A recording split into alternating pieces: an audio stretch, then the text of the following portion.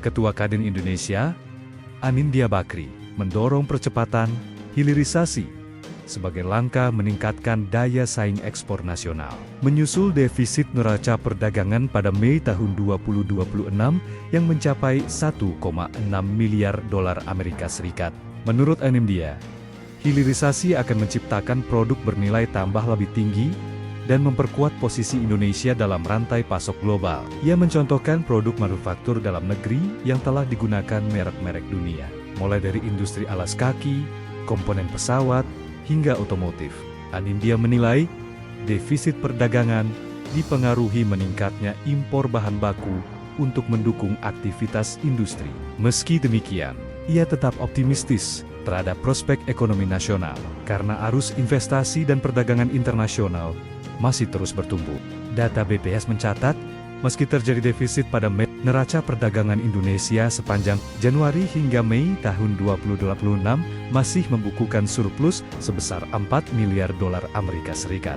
Ketua Kadin Indonesia, Anindya Bakri, mendorong percepatan hilirisasi sebagai langkah meningkatkan daya saing ekspor nasional. Menyusul defisit neraca perdagangan pada Mei tahun 2026 yang mencapai 1,6 miliar dolar Amerika Serikat. Menurut Anindya, hilirisasi akan menciptakan produk bernilai tambah lebih tinggi dan memperkuat posisi Indonesia dalam rantai pasok global. Ia mencontohkan produk manufaktur dalam negeri yang telah digunakan merek-merek dunia, mulai dari industri alas kaki, komponen pesawat, hingga otomotif. Anindya menilai, defisit perdagangan dipengaruhi meningkatnya impor bahan baku untuk mendukung aktivitas industri. Meski demikian, ia tetap optimistis terhadap prospek ekonomi nasional karena arus investasi dan perdagangan internasional masih terus bertumbuh. Data BPS mencatat, meski terjadi defisit pada neraca perdagangan Indonesia sepanjang Januari hingga Mei tahun 2026 masih membukukan surplus sebesar 4 miliar dolar Amerika Serikat. Ketua Kadin Indonesia, Anindya Bakri, mendorong percepatan hilirisasi sebagai langkah meningkatkan daya saing ekspor nasional. Menyusul defisit neraca perdagangan pada Mei tahun 2026 yang mencapai 1,6 miliar dolar Amerika Serikat. Menurut Anindya, hilirisasi akan menciptakan produk bernilai tambah lebih tinggi dan memperkuat posisi Indonesia dalam rantai pasok global. Ia mencontohkan produk manufaktur dalam negeri yang telah digunakan merek-merek dunia, mulai dari industri alas kaki, komponen pesawat, hingga otomotif. Anindya menilai, defisit perdagangan dipengaruhi meningkatnya impor bahan baku untuk mendukung aktivitas industri. Meski demikian, ia tetap optimistis terhadap prospek ekonomi nasional karena arus investasi dan perdagangan internasional masih terus bertumbuh. Data BPS mencatat, meski terjadi defisit pada neraca perdagangan Indonesia sepanjang Januari hingga Mei tahun 2026 masih membukukan surplus sebesar 4 miliar dolar Amerika Serikat. Ketua Kadin Indonesia, Anindya Bakri, mendorong percepatan hilirisasi sebagai langkah meningkatkan daya saing ekspor nasional. Menyusul defisit neraca perdagangan pada Mei tahun 2026 yang mencapai 1,6 miliar dolar Amerika Serikat. Menurut Anindya, hilirisasi akan menciptakan produk bernilai tambah lebih tinggi dan memperkuat posisi Indonesia dalam rantai pasok global. Ia mencontohkan produk manufaktur dalam negeri yang telah digunakan merek-merek dunia, mulai dari industri alas kaki, komponen pesawat, hingga otomotif. Anindya menilai, defisit perdagangan dipengaruhi meningkatnya impor bahan baku untuk mendukung aktivitas industri. Meski demikian, ia tetap optimistis terhadap prospek ekonomi nasional karena arus investasi dan perdagangan internasional masih terus bertumbuh.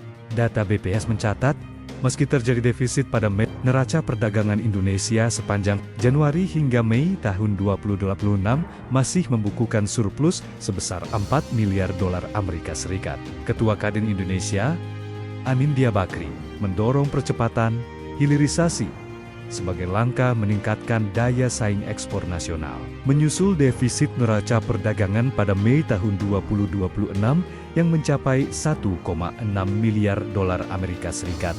Menurut Anindya, hilirisasi akan menciptakan produk bernilai tambah lebih tinggi dan memperkuat posisi Indonesia dalam rantai pasok global. Ia mencontohkan produk manufaktur dalam negeri yang telah digunakan merek-merek dunia, mulai dari industri alas kaki, komponen pesawat, hingga otomotif. Anindya menilai, defisit perdagangan dipengaruhi meningkatnya impor bahan baku untuk mendukung aktivitas industri. Meski demikian, ia tetap optimistis terhadap prospek ekonomi nasional karena arus investasi dan perdagangan internasional masih terus bertumbuh. Data BPS mencatat, meski terjadi defisit pada neraca perdagangan Indonesia sepanjang Januari hingga Mei tahun 2026 masih membukukan surplus sebesar 4 miliar dolar Amerika Serikat. Ketua Kadin Indonesia, Anindya Bakri, mendorong percepatan hilirisasi sebagai langkah meningkatkan daya saing ekspor nasional. Menyusul defisit neraca perdagangan pada Mei tahun 2026 yang mencapai 1,6 miliar dolar Amerika Serikat.